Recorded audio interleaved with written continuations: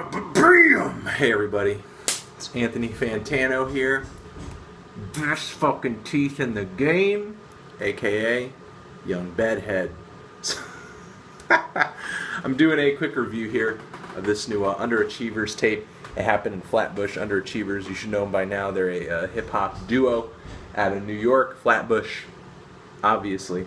And they just dropped this new tape out of the blue around like 420. They came out with a single track, which is on this tape.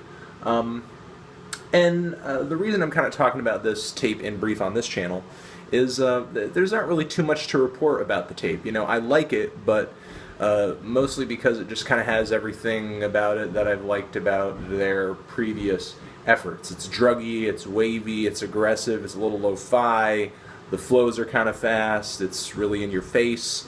Underachievers, if you remember, their last project was kind of like this ambitious, long, two-part concept album. So I could kind of understand how they would want to come back and do something like a little more direct, you know? And that's essentially what's going on here. You know, if you're looking for a bunch of wavy, grimy bangers, with some druggy but also semi-thoughtful lyrics, then look this thing up. You know, it's not bad. It's just not as ambitious or as long as their previous projects. However, you know, we're kind of living in the internet age where fans are impatient, and if they're not being constantly reminded that you exist, they're like, oh, who, what?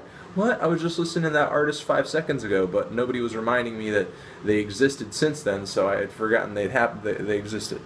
So, yeah, it's not a bad tape, you know, and I guess I could see myself coming back to it here and there.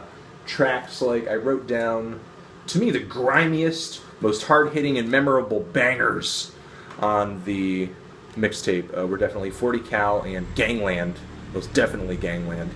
And the track on Young Kobe, the track Young Kobe, the really eerie synth melody on that track is kind of fucking awesome. There are a few short tracks on here that feel super underwhelming, or like they could have gone longer, could have been more developed, but that's kind of the whole tape in general. The whole thing's like 30 minutes long, and there's a lot of very short tracks on here. You know, it's a decent tape. You know, it's not like a big deal to me or anything, and I don't really think, you know, they were trying to make a big deal of it either. It just kind of seems like a project to hold us over until they come out with another album, which might be soon. I don't know. It would be interesting to sort of see if they came through with another record like sooner rather than later. But, you know, their last record was a big undertaking, so I could kind of understand that it might take them a while to come through with a new album, because it was a lot. You know, it was a lot, and a whole another half hour of material is kind of a lot too. So Flatbush, it happened in Flatbush, from the Underachievers.